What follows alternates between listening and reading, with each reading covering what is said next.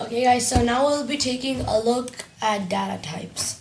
So data types are of four types.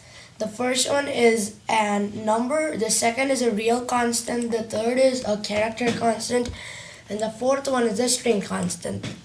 And they're subdivided into many different things.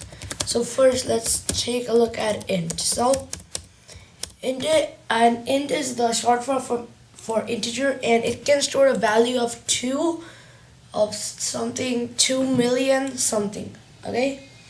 And it's a 32-bit character constant. So yeah, to declare a data type int, you just want to give int and then the name of that int. So how this can be useful is if you want to print out something like 5 and then click run. So yeah, this will give out 5, but instead of that, what you can do is that you can just give out a, the int a. And now if you hit run, it's actually going to give out an error since a might have not been initialized. So yeah, what you can do is just make a is equal to 0. Now if you click run, over here you should see 0. If I change this to 43543, you should see 43543. So this is why it is useful. So after int there's long. So yeah, you wanna name the letter short, but I'm just gonna name that my int my long is equal to, and this can store a really big value. It's a 64-bit integer. So yeah, let's put my long, and maybe I entered just too much. And usually put in an, oh yeah, there. Usually put an L since it's long.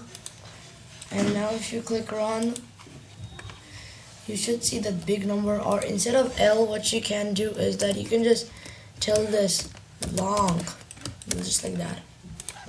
So that, no, actually it still takes it an integer number, so yeah, mostly integer is used. Now after that we can do byte, which can store a value of my byte. So this can store a value of 127, and that's the maximum of it. So let's do my byte and click run, and it should show 127. But if I change this to 128, then it will just give out an error in the whole program saying possible lossy conversion. And you can also just add a B, but it's still gonna give out an error. So yeah, and the maximum value is minus 128 that can be stored. The minimum value, if you go minus 129, it's just gonna give out an error. So let's just keep it 127. And next there is the short, which can store a value of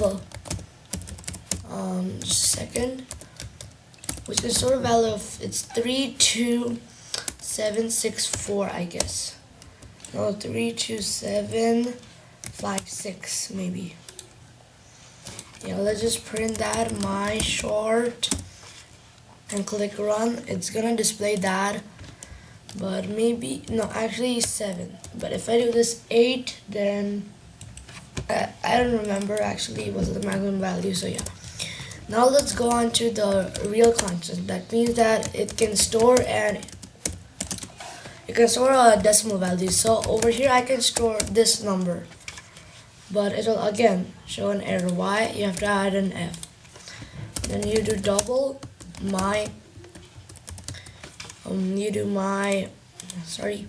my double, and now double can store a much greater value. So you can do that point, that big number, whatever that is. Next, to store a character constant, you do char, and my char is equal to, now over here you can just store any random thing, and if you try to do 2, it's gonna give out an error, and it has to be in single quotes.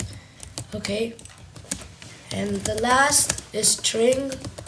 My string is equal to, now here you can just store in a bunch of letters, random things, and do that. Okay, And now we can just print all of that. So example, like my short, let's do my short colon plus, no, actually, so actually I'm just gonna be right back when I type all of that out.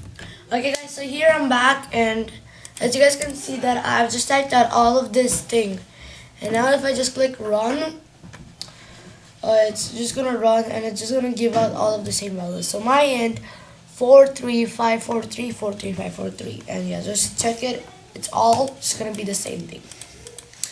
So yeah, that's how you use data types. I hope that you guys did enjoy it. If you did, please smash the like button down below, and yeah, so subscribe to the channel for more, and peace out.